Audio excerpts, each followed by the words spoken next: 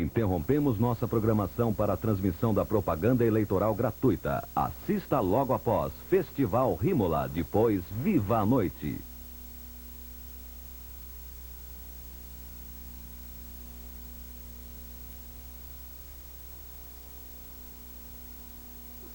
Maluf, presidente competente. Tô achando que você deveria casar outra vez. Vai, Sassou. Vai, essa aqui tá esperando esse vestido.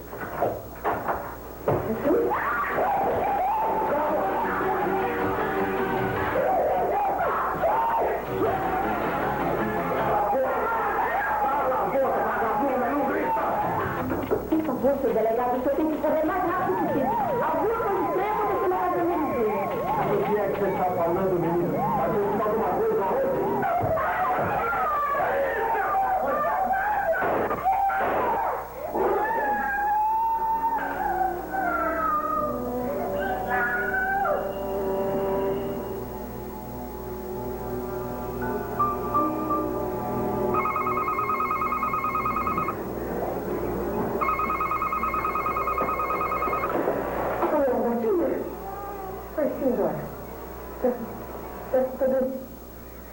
Não, Gatinho, eu estou em Campinas. Vamos ficar um tempo lá com minha irmã Olinda.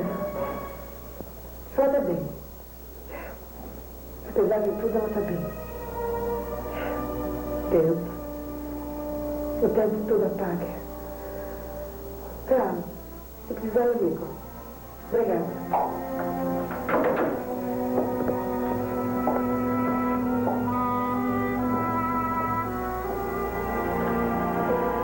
O sargento João José Arantes, que matou a tiros o delinquente Marino Silva no rumoroso caso de estupro da Rua Augusta, foi esta manhã expulso de sua corporação e entregue à Justiça Comum. O Comitê Internacional dos Direitos Humanos fará realizar amanhã no Pátio do Colégio missa campal em memória do estuprador Marino Silva. Boa noite. Vocês são testemunhas que eu tenho mostrado de maneira sincera o que acontece todos os dias no nosso Brasil. E nem sempre é divulgado. As pessoas até brincam com coisas sérias. Você sabe, recentemente eu fui vítima de uma palhaçada. Um setor da imprensa ainda me persegue, tem aquele ranço. Olha, eles fazem às vezes uma caricatura falsa sobre mim. E me pegaram numa pequena frase infeliz, num contexto, dentro de uma conferência de 2 horas. E veja que fizeram toda essa demagogia. Veja, o Lula outro dia disse que ia transformar o Pantanal Mato Grossense numa Disneylândia. Ele é meu aniversário, mas eu não transformaria o Pantanal numa Disneylândia. Porque se eu dissesse isso, eu ia dizer que o Maluf queria destruir o santuário ecológico do Brasil. Veja o doutor Valdir Pires, vice do Ulisses, numa frase infeliz, ele disse que o doutor Ulisses, que é um dos homens mais respeitados do Brasil, está no fim da vida. Olha, ele não quis falar por mal. Também o Fernando Collor disse outro dia na Hebraica que ele era judeu. Depois ele andou querendo desmentir. Ninguém pegou no pé dele para saber se ele mentiu ou se ele é judeu mesmo. Como também disseram que o Brizola fugiu vestido de mulher do Brasil. Eu nem quero acreditar que ele fugiu vestido de mulher, mas a imprensa não pegou no pé dele. Então, veja o que acontece comigo. Eles querem me pegar numa frase que eu não quis dizer. Quero dizer para vocês que minha posição é clara. Estupro com morte, eu sou religioso contra a pena de morte. Mas eu quero dizer a vocês muito claro que sou a favor de um plebiscito para que você democraticamente decida se estupro com morte ou sequestro com morte, nós temos que dar pena de morte no estuprador ou no sequestrador. É assim que eu desejo. Maluf, presidente competente. Eu vim ter uma conversinha particular com você, mulher.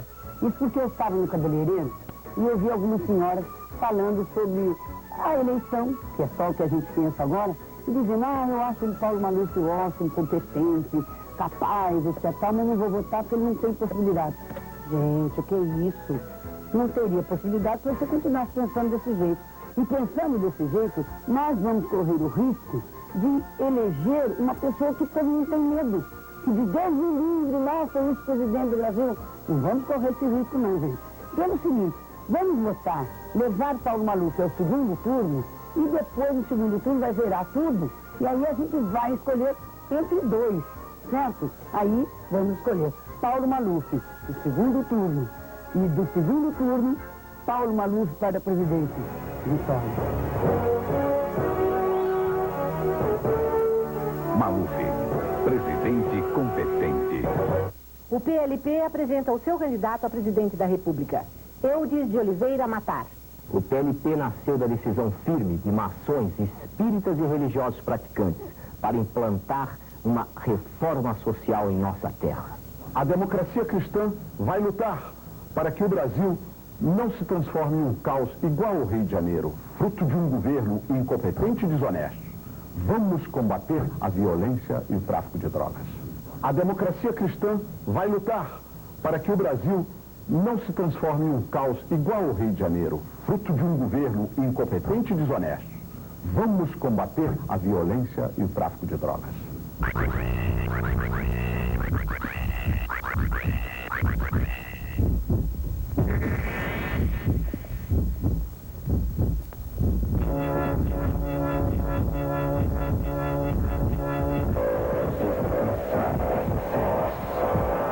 Isso é o Brasil de hoje. Não pode ser o Brasil de amanhã. Faça sua parte com o voto. Mário Covas fará a dele com coragem e autoridade. Junte-se a Mário Covas.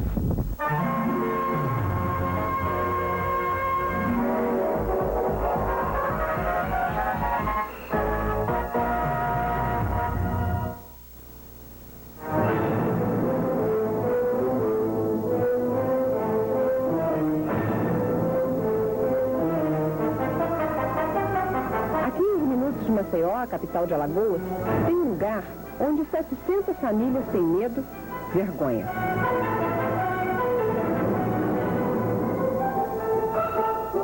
Mas que vencem cada dia movidas à esperança. Esperança de não morar mais na cidade de Lona.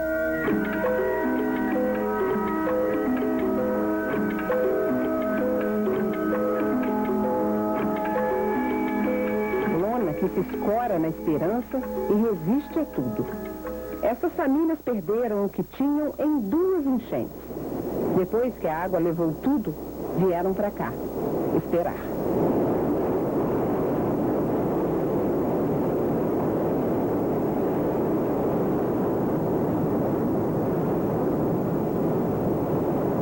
No ano passado, houve muita chuva e houve enchente.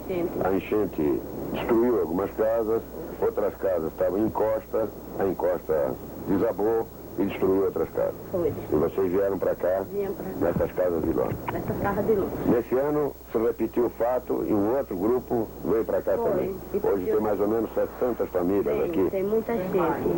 E vocês, quando vieram para cá, o que tinha sido dito para vocês? Que nós ia para essas barracas de lona somente até 2 meses. E depois de 2 meses a gente ia para as casas.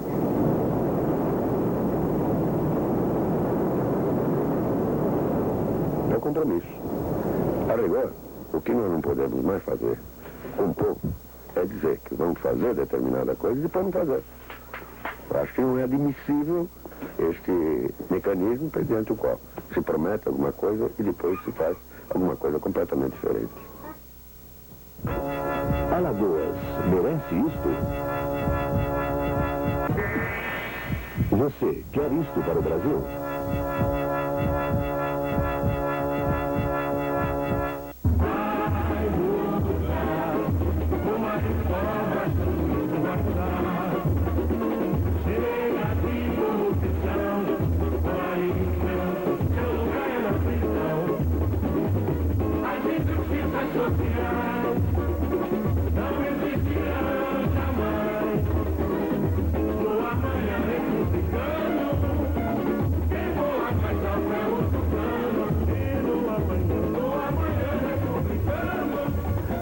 Outro dia eu falei aqui para vocês que o Mário Covas quando foi prefeito, era o homem de deixar o gabinete dele sempre aberto. A sala dele estava sempre aberta, sempre entrando e saindo gente, mas eu esqueci de falar uma coisa. Ele não era homem de ficar o dia inteiro trancado no gabinete, não. Ah, não era. Ele era homem de ir pra rua, de ver os problemas do povo, de enfrentar os problemas. O Mário sempre levantou muito cedo, é homem de levantar cedo. E o dia sim, o dia não, ele saía pra rua. Ia pra lá, ó, pra periferia. Não ficava ali no Ibirapuera, vendo a graminha do Ibirapuera, se tá certo, Jardim América, Avenida Brasil. Não, não. É de ir pra lá, onde a barra pesa, onde falta tudo, água, luz, telefone, calçamento, saúde, falta tudo. E enfrentar o povo ali, olhar no olho deles, enfrentar, enfim, os problemas da cidade. E foi por isso que ele conseguiu resolver muita coisa. Trabalhando, dando duro, não é ficar ali esquentando, fazendo calo na bunda no gabinete, não. É sair pra rua pra trabalhar. Esse é o Mário.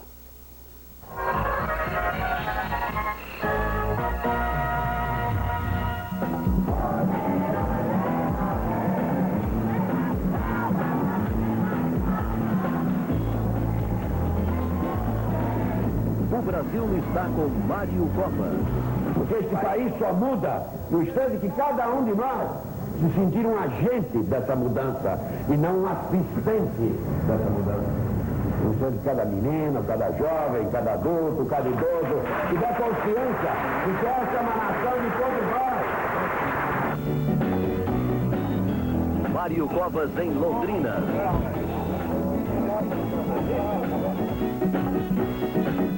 Mário Covas em Campinas.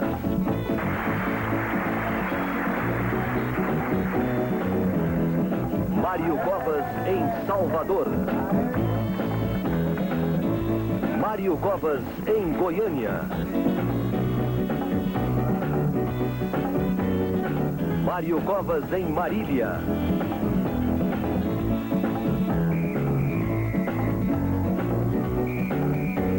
Mário Covas em Brasília.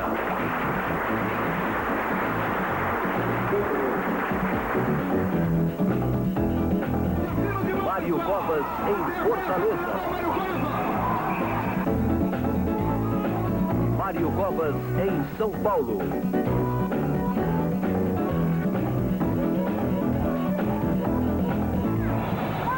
Belo Horizonte, uma carreata azul e amarela toma conta da cidade.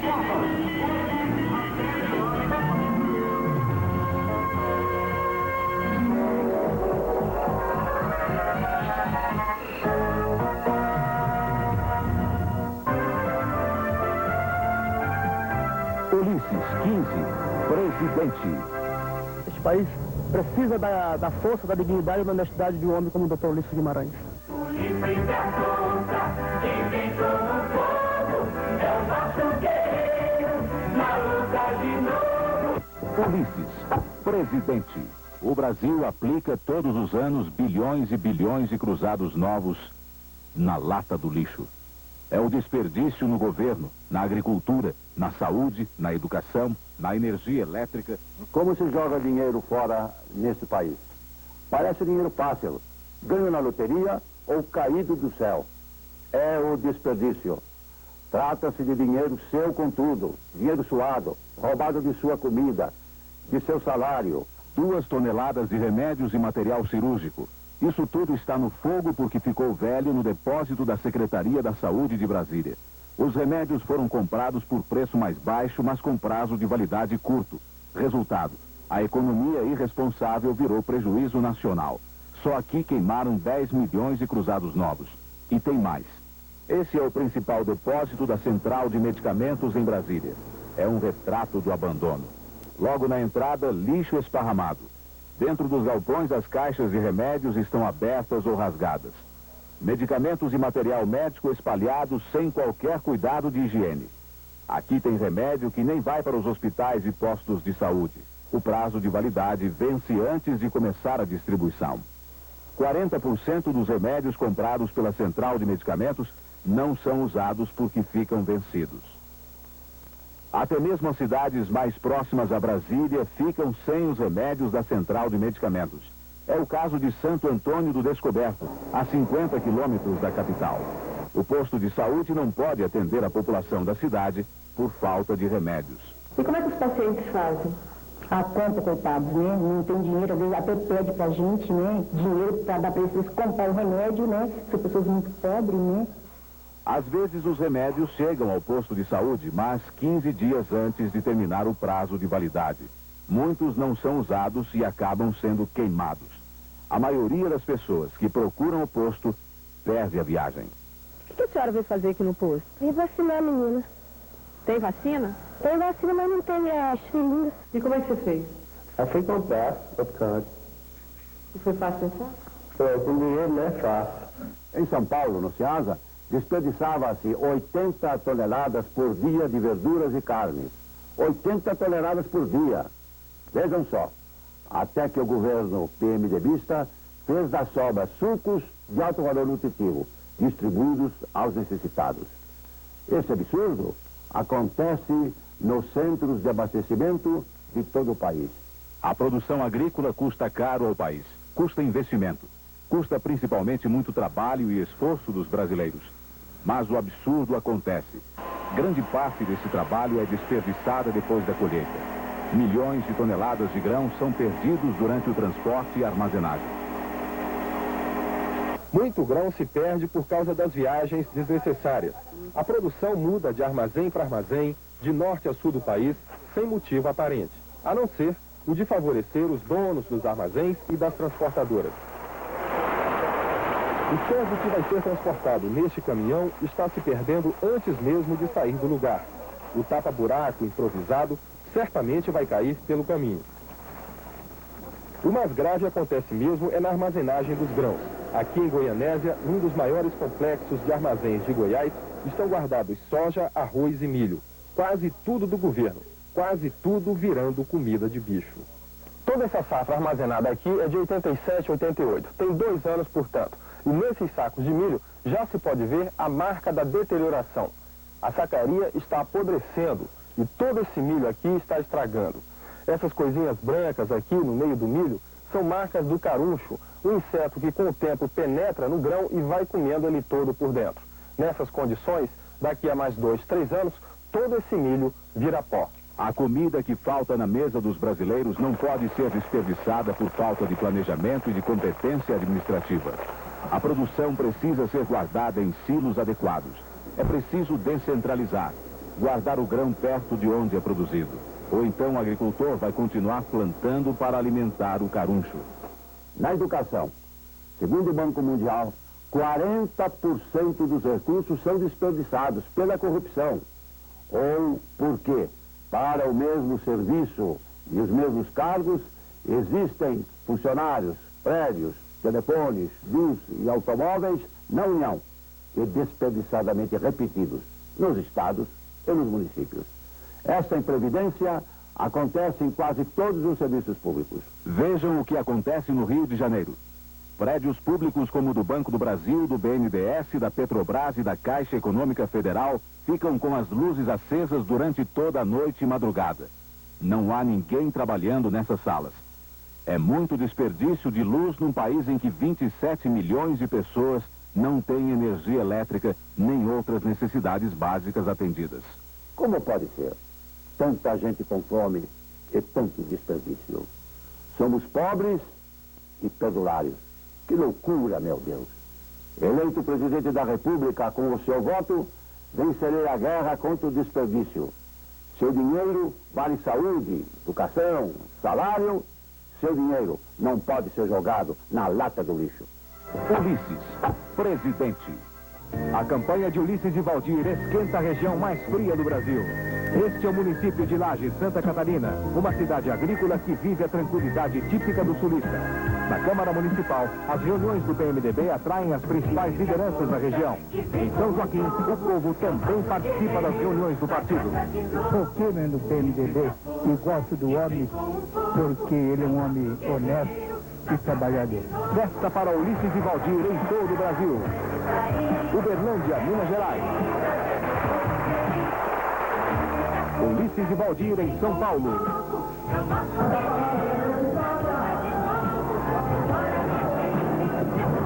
Ulisses e Valdir em Salvador. Ulisses em Roseira, interior de São Paulo.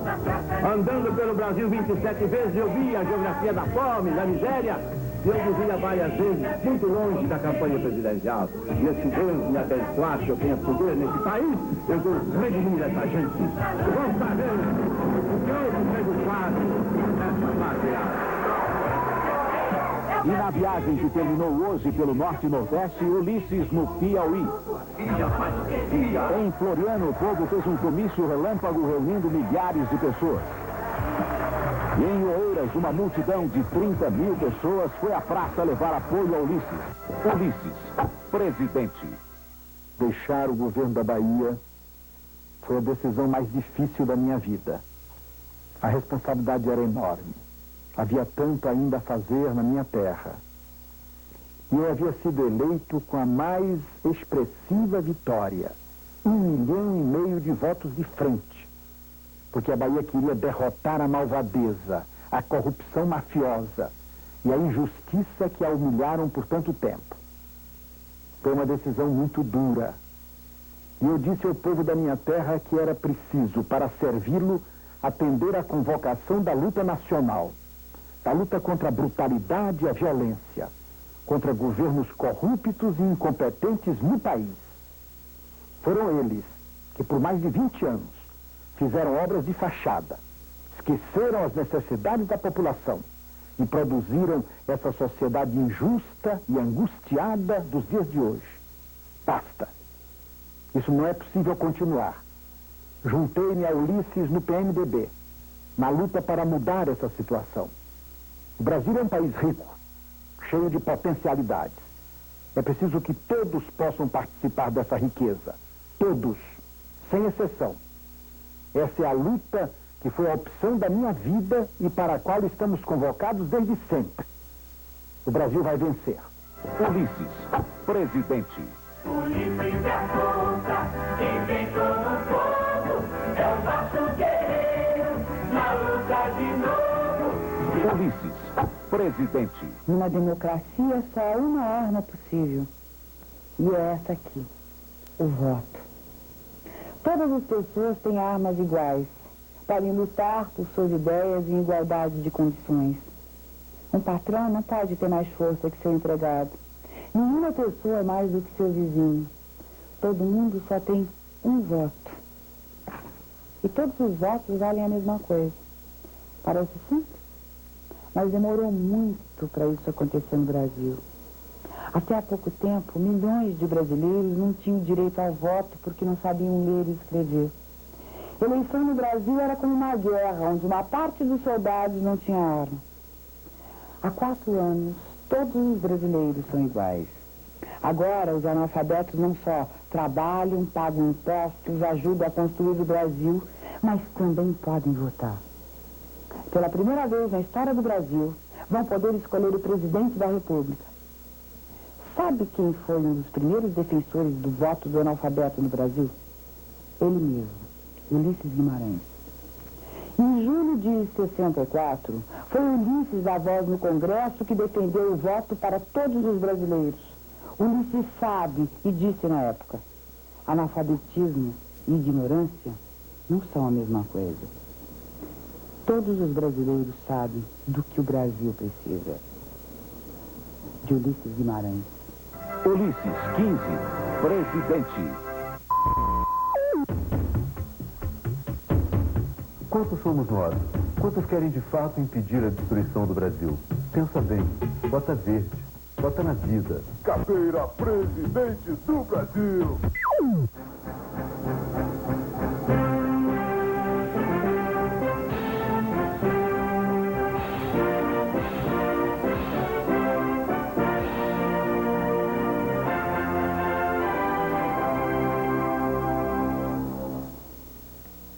Estamos em plena Mata Atlântica. E aqui vemos um exemplo da devastação que vem sendo promovida por aqueles que não têm a sensibilidade para verificar o crime que estão cometendo. Além disso, a ausência de uma atitude mais firme do governo federal faz com que nós verifiquemos aqui, pessoalmente, que a mata continua a ser derrubada. Aqui está um exemplo claro disso, vocês podem ver. árvores e mais árvores, muitas delas de madeira nobre, raras, sendo colocadas ao chão por aqueles que, repito, não têm a devida consciência ecológica, porque não têm compromisso com a própria vida. Nós estamos na Mata Atlântica, minha gente. Uma das maiores riquezas que o povo brasileiro, que a humanidade possui. E ao mesmo tempo em que fazemos mais uma vez esta denúncia contra a agressão que vem sendo promovida em todo este país, não somente na Mata Atlântica, mas na Jureia, no nosso Pantanal, na floresta amazônica, enfim, nos nossos rios, nos nossos mares, nós queremos pedir, nós queremos exigir mesmo providências sérias e enérgicas, não somente do governo, mas também de toda a sociedade brasileira, para que cada um de nós brasileiros sejamos fiscais deste nosso patrimônio, que é a nossa Mata Atlântica.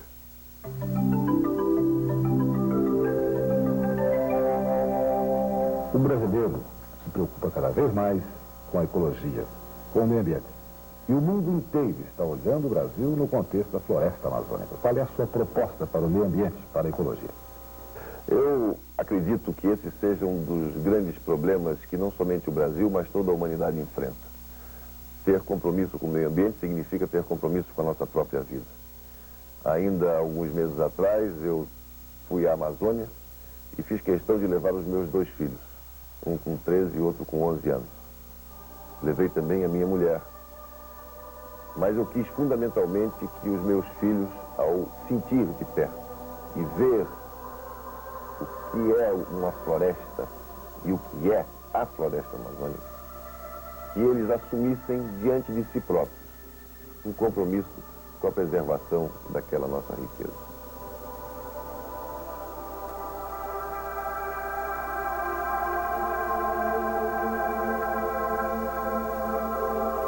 Estas são algumas das propostas de Fernando Collor para a ecologia.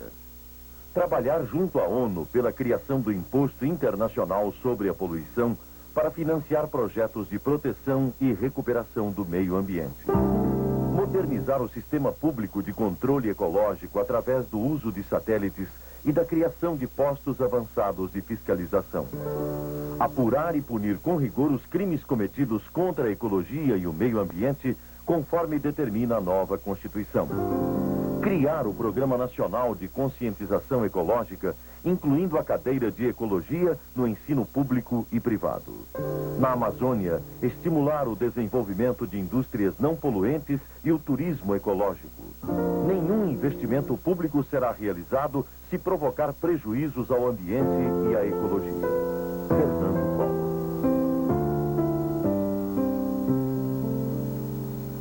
Ontem pela manhã, o povo de Dourados, no Mato Grosso do Sul, se preparou para receber a visita de Fernando Collor.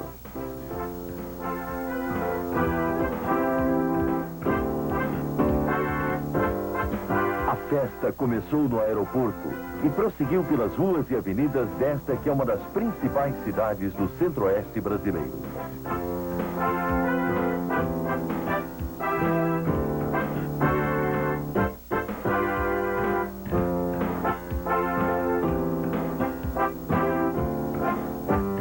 Oferecendo uma recepção digna de um presidente a Fernando Collor, Dourados mostrou que está sintonizada com o futuro e com as propostas do único candidato que vai construir um Brasil novo.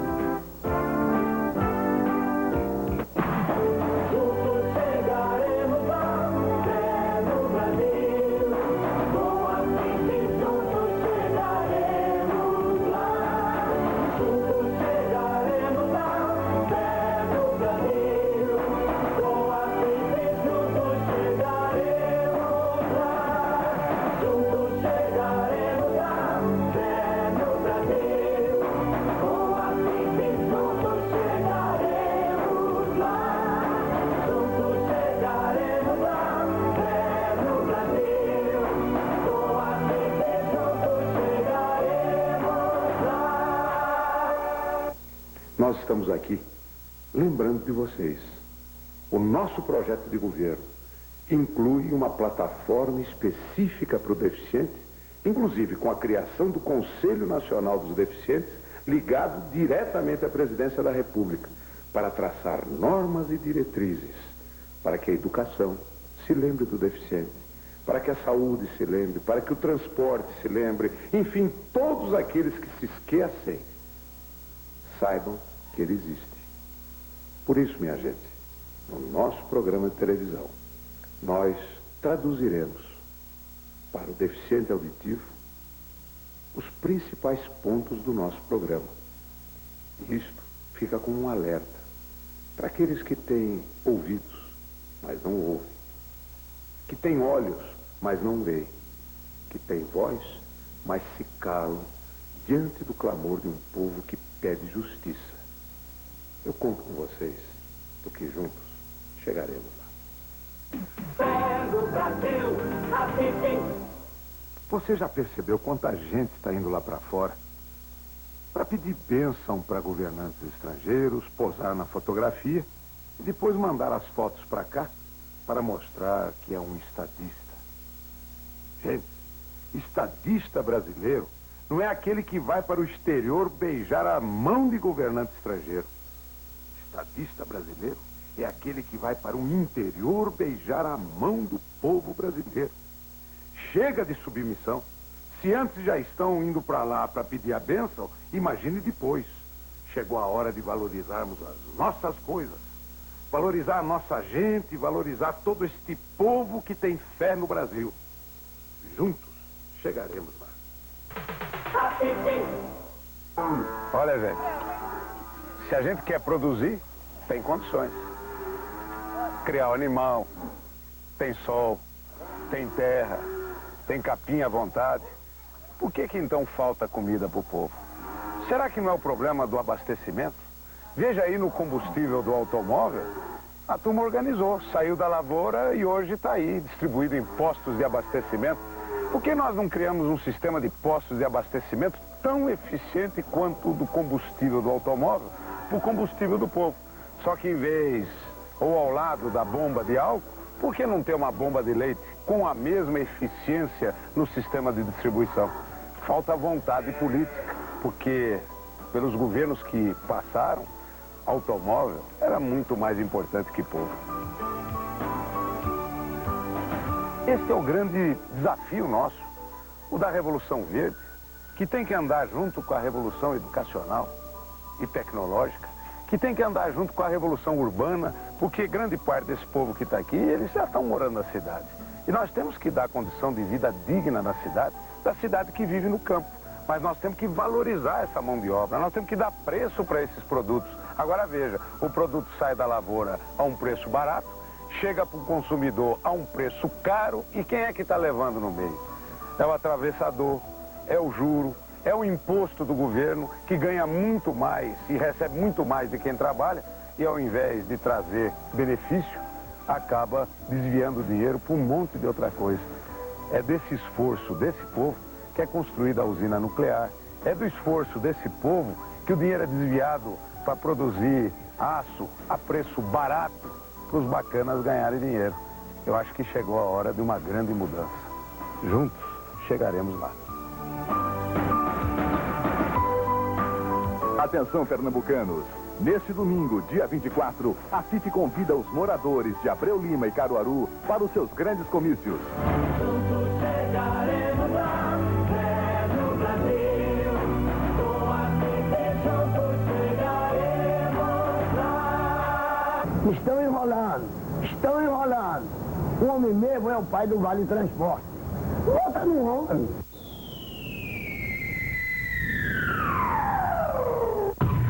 Comida, saúde, casa, escola. 4 metas. Afonso Camargo, um novo amanhecer. Por que Afonso Camargo?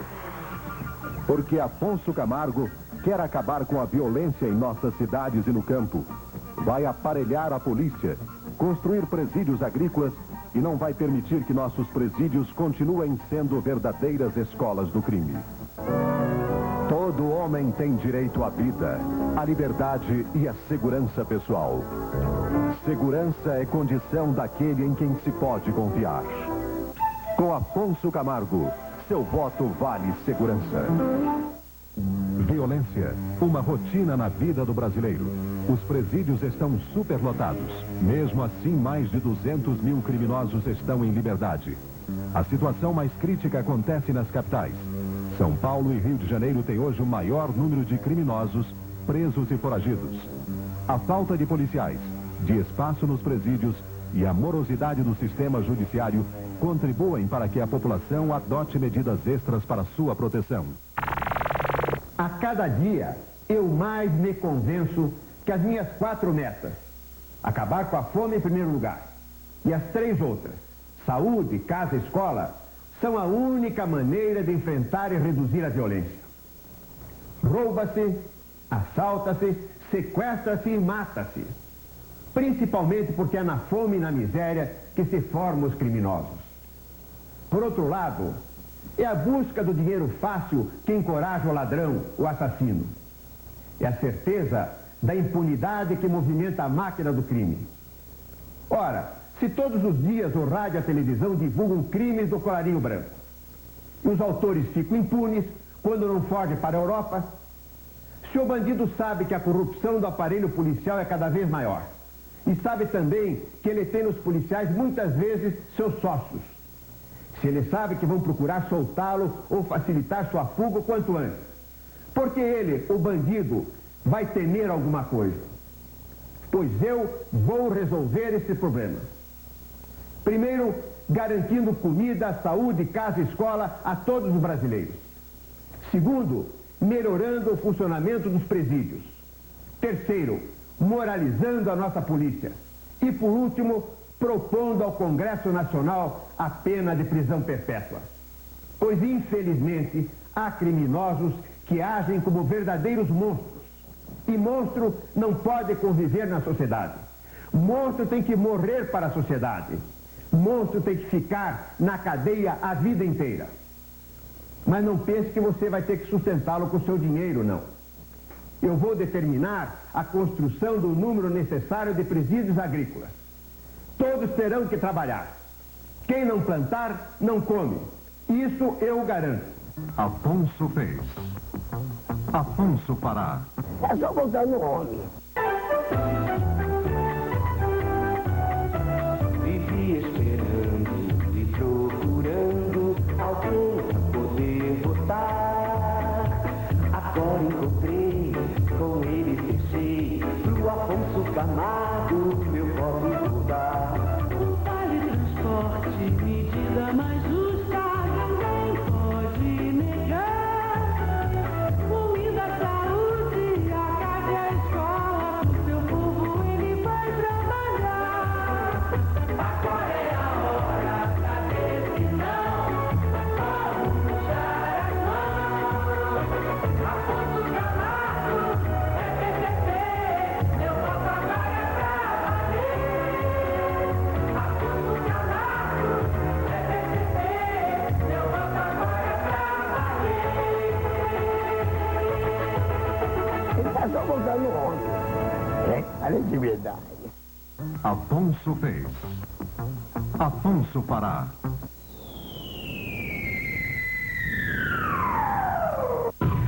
Comida, saúde, casa, escola.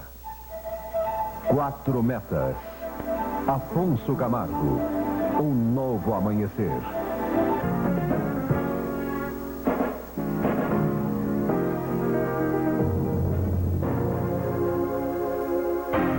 No horizonte há uma luz brilhando, é a esperança que já vai chegar. Há tanto tempo estamos esperando, está na hora do Brasil mudar. O petróleo é nosso. Mais do que o lema de uma campanha que marcou profundamente a história do país, esta é uma frase que nos dias de hoje ganha um significado todo especial. O petróleo é nosso mesmo. Já produzimos 55% de nosso consumo. E estamos caminhando para atingir a autossuficiência. Crise? Fala-se muito hoje na crise da Petrobras. Falta de dinheiro, falta de investimento. Mas uma coisa é certa. O Brasil precisa preservar a todo custo o que foi conquistado com a luta, o esforço e a participação de todos. Para Aureliano Chaves, esta é uma questão fechada. A Petrobras é nossa. E mais do que nunca, é preciso lutar para que ela continue sendo um dos nossos mais importantes patrimônios. Esta semana, Aureliano voltou à Petrobras. Ele visitou a plataforma Namorado 1 na Bacia de Campos, região norte do estado do Rio.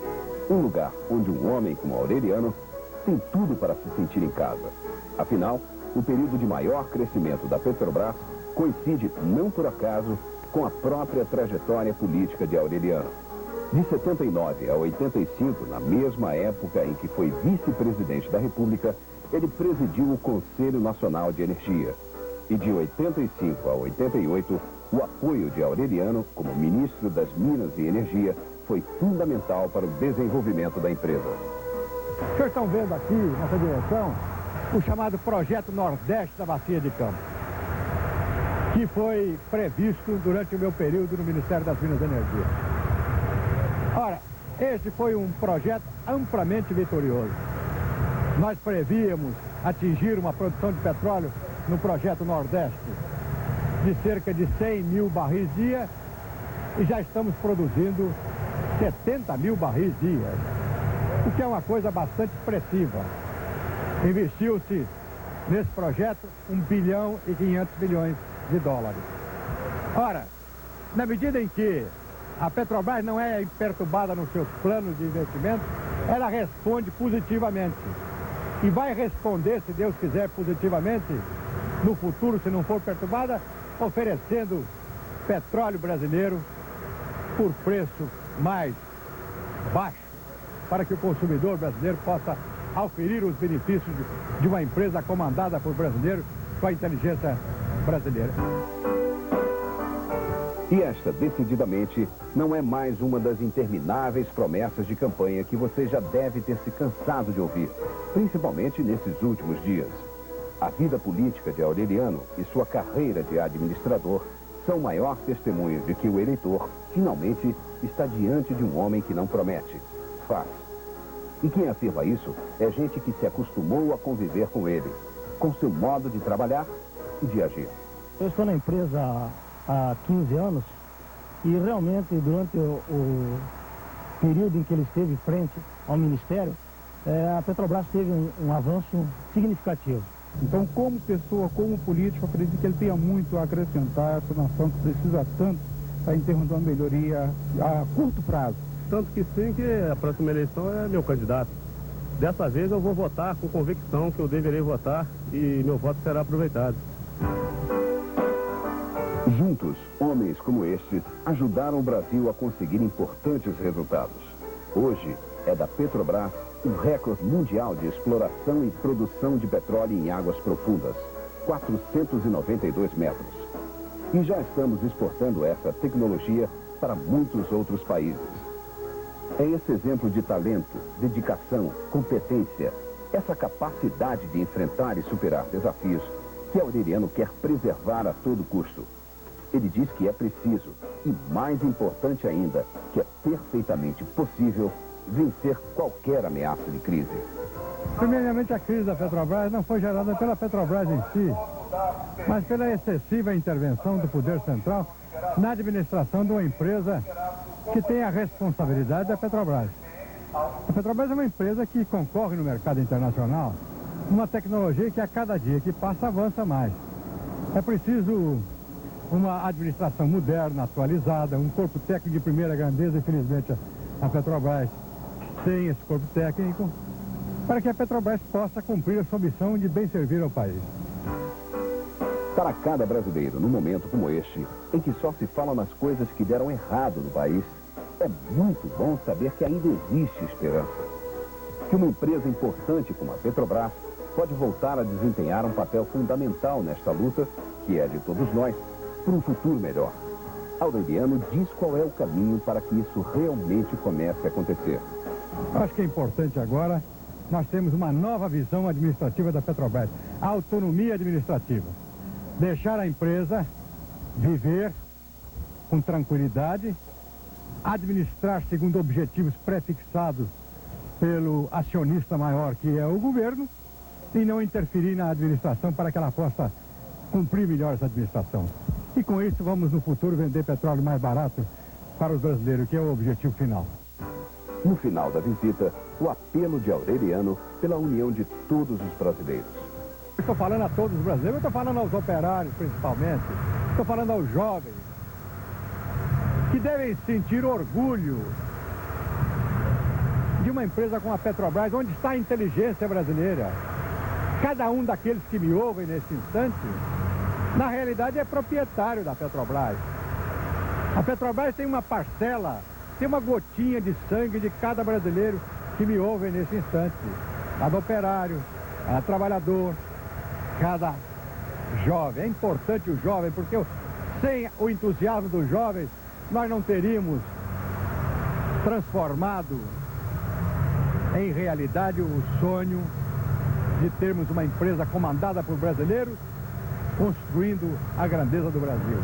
Dignidade e austeridade, é disso que o Brasil vai precisar. Por isso vamos em Aureliano, o povo vai votar. A sua vida é o estratégia, é o homem certo que faz o sentir. Aureliano é muito verdadeiro, e o brasileiro vai ser mais feliz. Dignidade e austeridade, é disso que o Brasil vai precisar. Por isso vamos em Aureliano, o povo vai votar. Por isso vamos em Aureliano, o povo vai votar.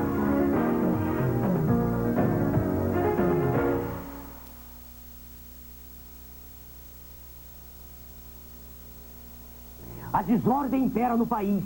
Desordem política, administrativa e econômica. A desordem estimula o que de pior existe no ser humano. A ganância, a corrupção e a desonestidade. Criando uma sociedade cheia de ódio, de violência e de desconfiança. Meu nome é Enéas.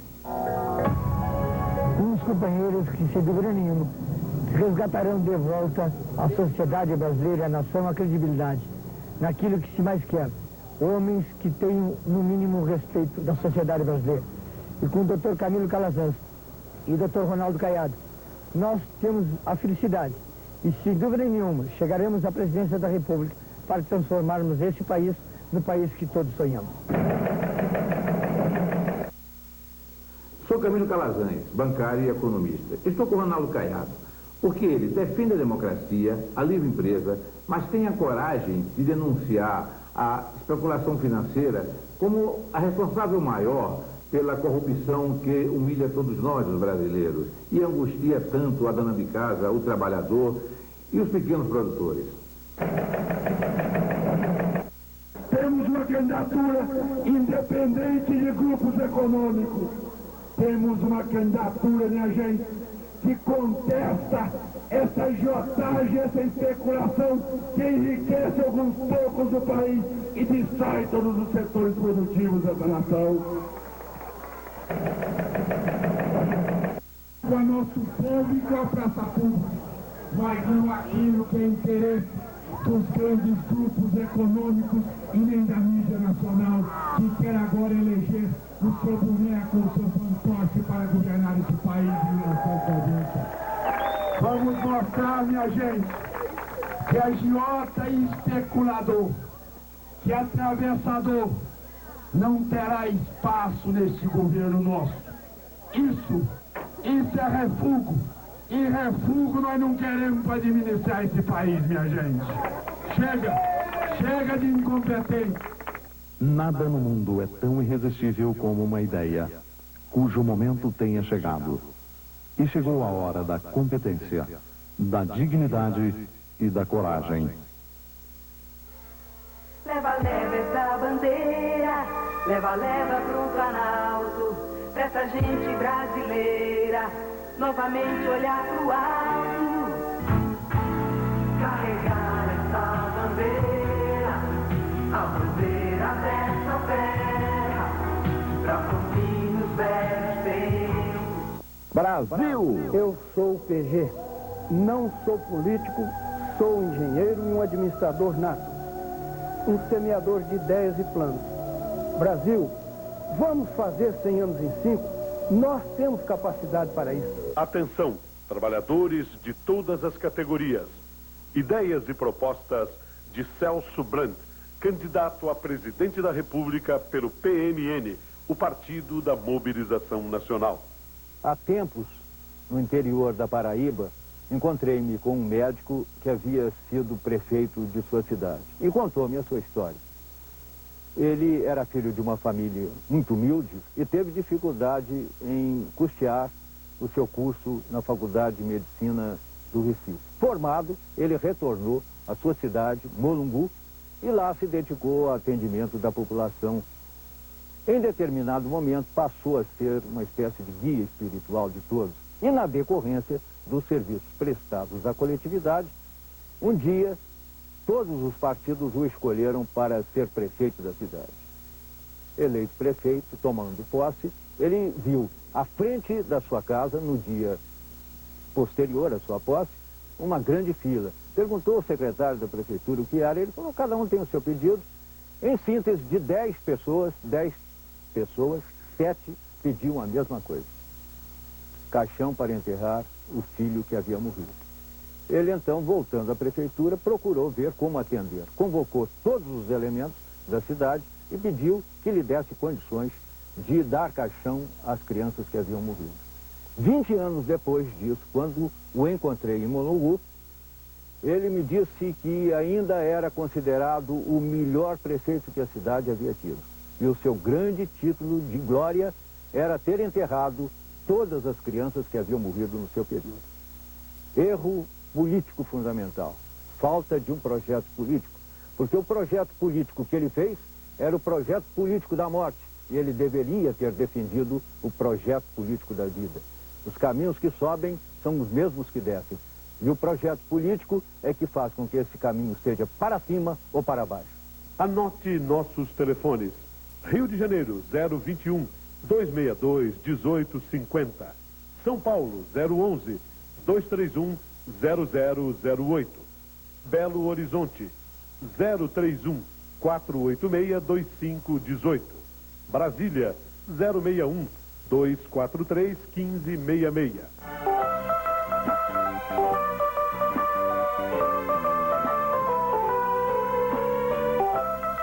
Este é o candidato do PMB, Armando Correia. Jornalista, advogado, cientista político, uma das grandes lideranças políticas do Brasil. Armando Correia é casado com filhos e netos. Começou sua carreira em Minas Gerais. Foi um dos fundadores do Partido Municipalista Brasileiro, do qual é seu presidente. Correia, por que ser presidente do Brasil? Porque, com muitos milhões de brasileiros que estão assistindo a este programa, o Brasil é um país que os nossos dirigentes muitas vezes não levam e não levaram a sério. Nós já estamos cansados de ouvir falar que o Brasil é um país grande, uma potência, um gigante adormecido. E realmente, eu até adotei um despertador como símbolo da minha campanha. Porque o Brasil precisa acordar para a verdadeira vocação. Isso só vai ser possível colocando nos postos-chave desse país pessoas com propostas. Chega de falsas promessas. O problema do Brasil não é o que fazer. O que tem que ser feito, qualquer pessoa sabe. Não precisa ser candidato. O negócio é como fazer. Isso ninguém diz. Eu tenho um orgulho muito grande de entrar nesta campanha com propostas sérias. O imposto único e o municipalismo. E até uma proposta ousada de fazer uma reserva social de álcool, gasolina e óleo diesel, a custo de produção para táxis, ônibus, caminhões, utilitários, para deixar mais barato o transporte dos trabalhadores e os gêneros de primeira necessidade que são transportados em nossas rodovias. E tudo isso baseado num projeto para se tornar realidade. No dia 15 de novembro, esteja comigo na hora do voto. Vote Correia, presidente, número 26.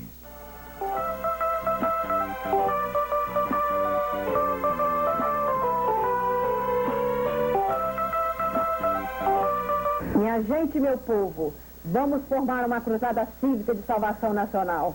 Governos chefiados por homens nunca protegeram com determinação nossas riquezas. Os minérios são exportados sem exame de conteúdo, a preço de banana. Agora é a vez do povo. Um programa da Frente Brasil Popular na sua. Rede Povo. Veja aqui na Rede Povo o que você não vê nas outras TVs.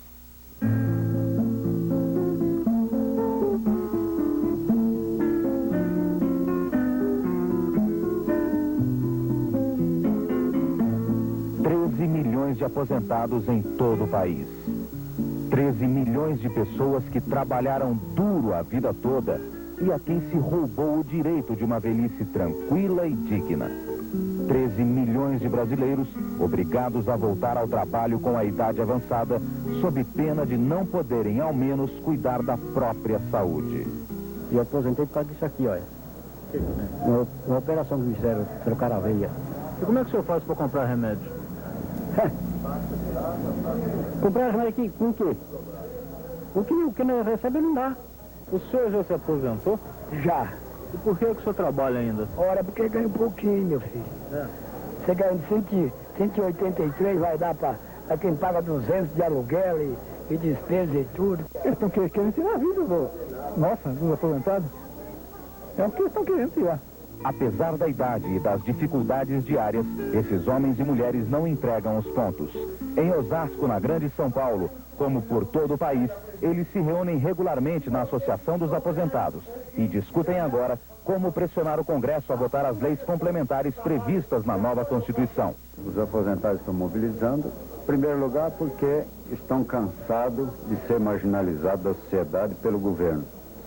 Em segundo lugar, que os aposentados estão criando uma consciência política e uma consciência dos direitos que eles adquiriram no longo dos anos de trabalho.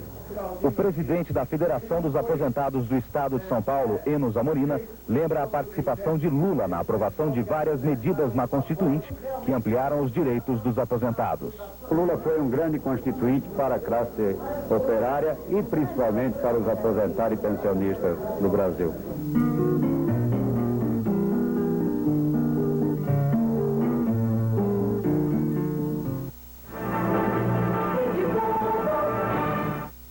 Eu quero dedicar esse programa a uma parcela de brasileiros que, inegavelmente, é a parcela mais esquecida e mais sofrida da nossa sociedade.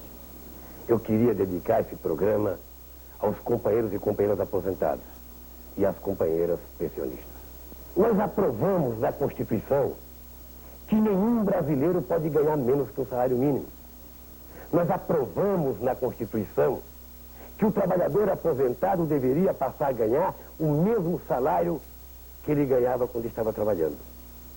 Mas isso não acontece porque o governo, ao invés de implantar logo a Constituição, o governo pretende ganhar tempo para ganhar dinheiro às custas da miséria dos aposentados e das pensionistas. Nós, da Frente Brasil Popular, no meu governo, vamos resolver isso. Em primeiro lugar, fazendo cumprir a Constituição, garantindo ao trabalhador o salário que ele ganhava quando estava na ativa e garantindo à pensionista um salário compatível com a necessidade da sobrevivência humana, da mesma forma que garantia ao trabalhador rural uma aposentadoria decente e não 50% do salário mínimo, como é ainda hoje. Nós, da Frente Brasil Popular, no meu governo, vamos garantir tudo isso não fazendo falsas promessas, mas dizendo claramente, olhando no olho de cada brasileiro ou brasileira, dizendo que nós vamos resolver esse problema, garantindo à classe trabalhadora a administração do dinheiro da Previdência Social. Para que os trabalhadores administrar a Previdência Social? Para que o dinheiro da Previdência Social seja utilizado para as finalidades da Previdência Social e não seja roubado, como é hoje, para construir pontes faraônicas ou para pagar a dívida do governo. Esse é um compromisso não de um candidato, é um compromisso de vida que eu assumo com os companheiros e as companheiras aposentados e os pensionistas.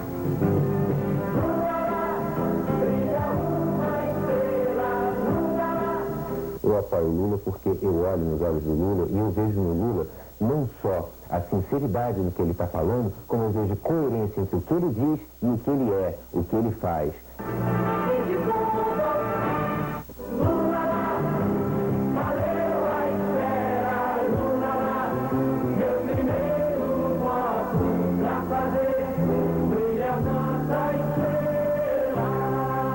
Você acabou de assistir mais um programa da Frente Brasil Popular. Seu voto pode salvar uma criança. Do Paraná ao Acre, vote Zamir. PCN. A comunidade em primeiro lugar. A solução é aumentar o angu da gamela de modo a que chegue para todos. Enquanto A e B têm um angu e C, D e E estejam condenados a jejum, o problema não terá solução. Monteiro Lobato. Amigos, Deus e eu é que sabemos quanto foi custoso criar um partido de baixo para cima. O Partido do Povo Brasileiro, que hoje está aqui com a minha candidatura, uma candidatura a presidente da República, uma candidatura de um homem oriundo da raça negra, que representa no Brasil hoje 47% da pessoa da raça, da cor negra, e que vem juntamente com o ministro evangélico Oreste Alves, uma chapa ecumênica, um evangélico e um católico com fé em Deus. Estamos tentando resolver os problemas brasileiros. E, meu Deus, fico perguntando por que tanta maldade com nossas polícias militares? Nós precisamos encontrar uma solução para dar um soldo equivalente às polícias militares, seja do Acre, seja de Rondônia ou de São Paulo. Todos precisam ganhar uma quantia razoável para ter condições de sustentar sua família. É preciso que um policial militar ganhe no mínimo um soldado 2.000 cruzados, senão não é possível manter a família e a sua vida. E nós vamos lutar por isso, para que haja igualdade salarial entre os policiais militares. Jornal do Brasileiro informa. Jornal Estado de São Paulo, edição do dia 29 de julho de 89, página 4. Família de Collor pega o trem da alegria alagoano. Quem diria? O caçador de Marajás, quando ainda era governador de Alagoas, nomeou 9 parentes dele, 19 parentes da família da mulher dele, mais algumas dezenas de amigos, 65 ao todo. Tudo sem concurso, claro, e todos Marajás. Só para pagar os salários dos Marajás da família, eram necessários na época da nomeação quase 50.000 cruzados novos por mês. Jornal Folha de São Paulo, edição do dia 7 de agosto, página A5. Collor estourou verba secreta em 5.276% em 89. A reportagem diz que Collor sacou da verba secreta do governo de Alagoas $1.100.000 só até maio, quando deixou o governo. Detalhe, no mesmo período, a inflação no Brasil foi de 120% e a previsão do orçamento de Alagoas para a verba secreta do governo era de 34.700 cruzados novos para todo o ano de 89. Outro detalhe que a Folha mostra, o jornal procurou ouvir Collor. Collor não foi encontrado. Na edição do dia seguinte, 8 de agosto, na página 5, a Folha de São Paulo explica como Collor gastou a verba secreta para presentear amigos, diz o jornal.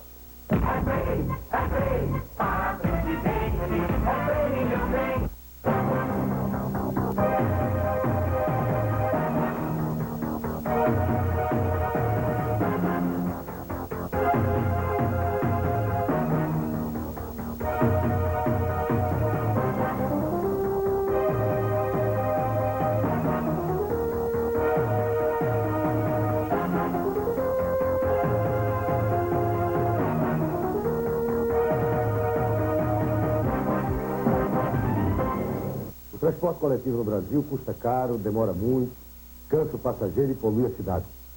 Visa mais servir ao lucro das empresas de transporte que às necessidades do cidadão. Tarde da noite, quem não tem carro não consegue voltar para casa. Há quem perca 3 horas ou mais do seu dia dentro de ônibus para ir ao trabalho. O tempo de trabalho se mantém o mesmo. O que se reduz com isso é o tempo de lazer. As horas que o trabalhador passaria com a família ou descansando. Muitas famílias gastam 1/3 de sua renda com transporte. Essa é a lógica perversa da sociedade brasileira. Quem ganha menos, paga mais. E isso em todos os setores. E é essa lógica que nós queremos mudar. Querer cobrir com o preço da passagem os custos do serviço não é justo e não permite melhorá-lo. Um bom serviço de transporte coletivo não beneficia apenas quem o usa.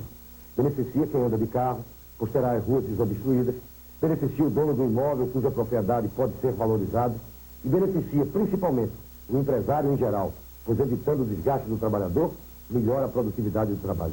Por isso, dessas 3 fontes, deve provir os recursos para se criar um fundo de transporte, que possibilitará a melhoria e, como nós pretendemos, a estatização progressiva dos transportes coletivos, porque o transporte é um dever do Estado e é um direito de todo e qualquer cidadão. Os trens da Central saem quando querem e chegam como pedra. Eleição presidencial não é corrida de cavalo, em que você aposta em quem está ganhando. Eleição presidencial, você vota em quem você acredita, em quem você tem fé. Eu acredito e voto em Roberto Freire. Vai ser uma coisa surpreendente. O número de pessoas que vão votar em Roberto vai ser muito mais do que a gente imagina. É Freire, para presidente, é Freire, meu bem.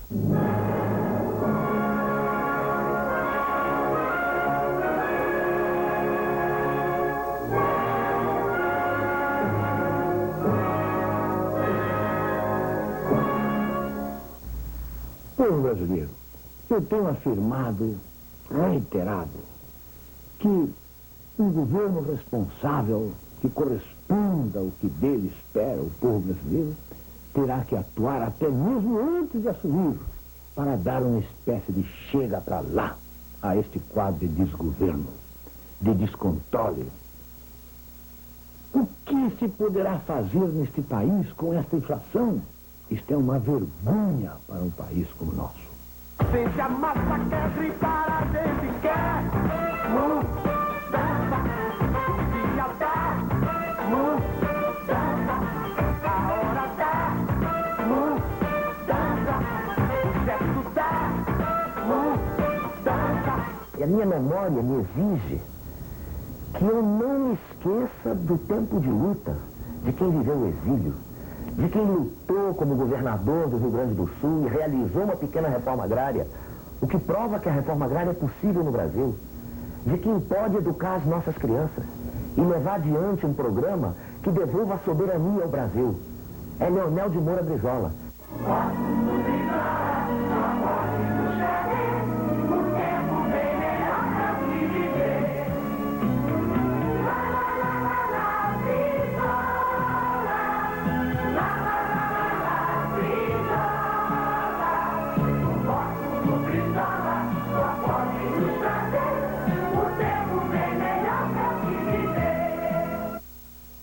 Povo brasileiro, para se saber o que e quem cada candidato representa, é importante se cogitar, conhecer como atuou, como se situou cada um dos candidatos em determinados momentos da vida nacional. Aí nós vamos conhecer a natureza de cada um. Por exemplo, em relação às lutas pela restauração do voto, desse direito que eles próprios agora estão se beneficiando. O voto que eles estão pedindo. Na hora de lutar para que o povo brasileiro recuperasse, veja, e depois de 29 anos impedido de votar.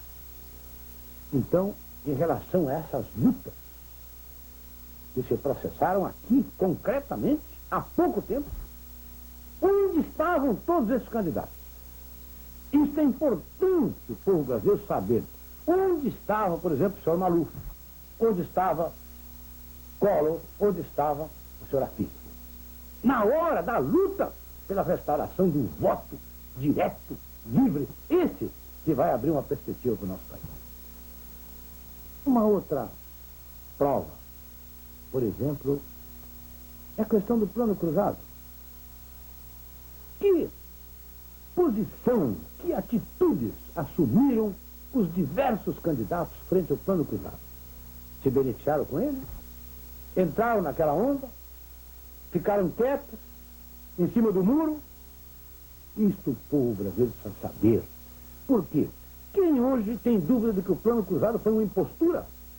Foi uma grande manobra para tomar conta, para amealhar os votos do povo brasileiro?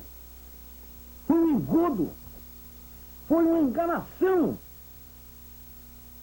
Então, quem entrou naquela, quem ficou quieto, cúmplice com o plano cruzado, isto o povo brasileiro precisa fazer um exame para saber realmente aqueles que merecem o seu voto. Nós queremos ajudar o povo brasileiro a raciocinar, porque nós não podemos errar, meu irmão, minha irmã. Tudo é muito sério, tudo é muito grave, e nós precisamos realmente, de uma forma dramática, que o nosso voto seja certo, que no dia 15 estejamos decretando com a nossa decisão uma mudança de rumo na vida desse país. O povo do Rio Grande do Sul e o povo do Rio de Janeiro estão em peso ao lado de Brizola. Eles o conheceram de perto, viram o seu trabalho, o seu amor pelo povo, a sua coragem. Quem conhece o Brizola, vota no Brizola. Brizola, o candidato da esperança. Hoje, no SBT. Interrompemos nossa programação para a transmissão da propaganda eleitoral gratuita. Assista logo após o filme A Mulher que Lutou por um Milagre e depois Sessão das 10.